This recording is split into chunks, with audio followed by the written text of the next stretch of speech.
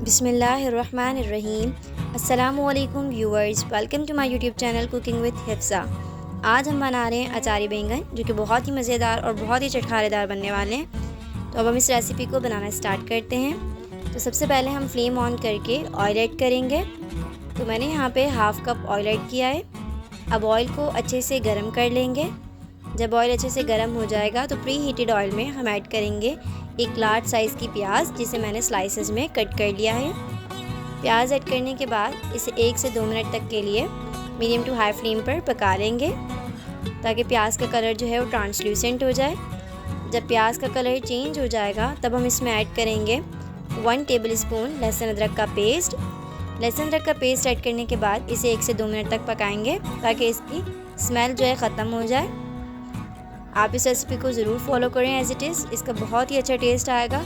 आप एक दफ़ा ऐसी रेसिपी बनाएंगे तो आप दूसरी रेसिपी भूल जाएंगे।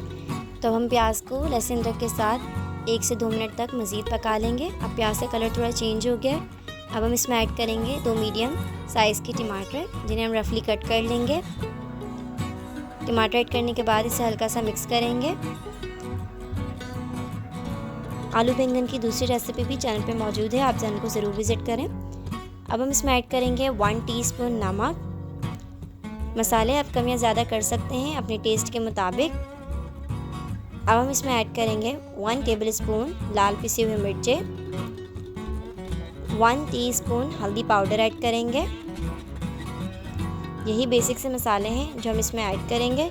साथ हम इसमें ऐड करेंगे 2 से 3 बड़ी हरी मिर्चें, चॉप करके या कट करके। अब हम इसे मिक्स करके मसाले की अच्छे से भुनाई कर लेंगे। आपने मसाले को अच्छे से भून लेना है 2 से 3 मिनट तक, जब तक कि ऑयल जो है अलग नहीं हो जाता। मसाले की अच्छे से भुनाई करें। जितनी अच्छी मसाले की भुनाई होगी उतना अच्छा जो है खाना बन के तैयार होगा। अब यहाँ पे ऑयल जो है अलग हो चुका है। तो अब हम इसे मज़ीद जो है 1 मिनट तक बस भूनेंगे। साथ ही अब हम इसमें ऐड कर देंगे आधा किलो आलू को छील के अच्छे से वॉश करके कट कर लेंगे। आलू ऐड करने के बाद इसे मिक्स करेंगे और मसाले के साथ इसकी 2 से 3 मिनट तक के लिए भुनाई कर लेंगे। और अगर आप यहाँ तक पहुँच गए और चैनल पे न्यू हैं तो चैनल को ज़रूर सब्सक्राइब कर दें और बेल आइकन को प्रेस करें, ताकि मेरी तमाम आने वाली वीडियो सबसे पहले आप तक पहुँचें। तो हम इसे भुनाई कर लेंगे अच्छे से। मैंने यहाँ पे कोई पानी ऐड नहीं किया है अभी तक, बस हम इसे मसाले के साथ ऐसे ही जो है अच्छे से भून लेंगे 2 से 3 मिनट तक। मीडियम टू हाई फ्लेम पर भुनाई करेंगे। जब हम इसकी भुनाई कर लेंगे तो हम इसे कवर करके 5 से 7 मिनट तक के लिए रख देंगे लो फ्लेम पर, ताकि आलू जो है थोड़े सॉफ्ट हो जाए।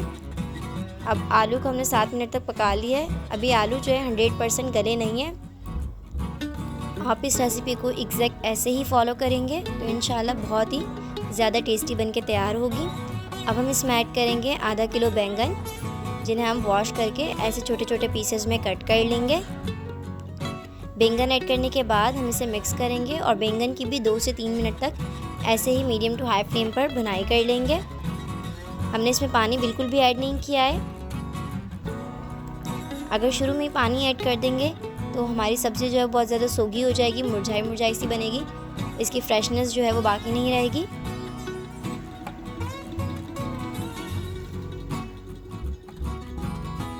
तो अब हमने इसको भून लिया है।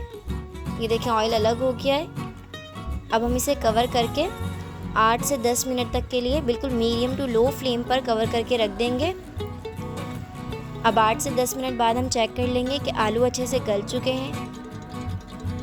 अगर आलू अच्छे से गल गए हैं, ऑयल अलग हो गया है, तो बिल्कुल एंड में अब हम इसमें ऐड करेंगे 1 प्याली अचार। आप होममेड अचार भी यूज़ कर सकते हैं और आप बाज़ार का अचार भी यूज़ कर सकते हैं। तो अचार से इसका बहुत ज़्यादा अच्छा टेस्ट आएगा। आप इस रेसिपी को ज़रूर ट्राई करें। बस अचार ऐड करने के बाद हम इसे मिक्स करेंगे और इसकी इसी तरीके से 2 से 3 मिनट तक मीडियम टू हाई फ्लेम पर मज़ीद भुनाई करेंगे। इसी से इसका बहुत अच्छा फ्लेवर आएगा जब आप इसको बार बार जो है मसाले के साथ भूनेंगे। अब देखें ऑयल अलग हो गया। अब हम इसे कवर करके सिर्फ 2 से 3 मिनट तक बिल्कुल धीमी आंच पर रख देंगे।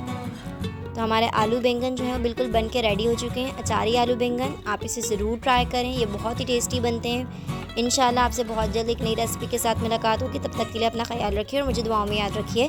जज़ाकल्लाहु खैर। अल्लाह हाफ़िज़।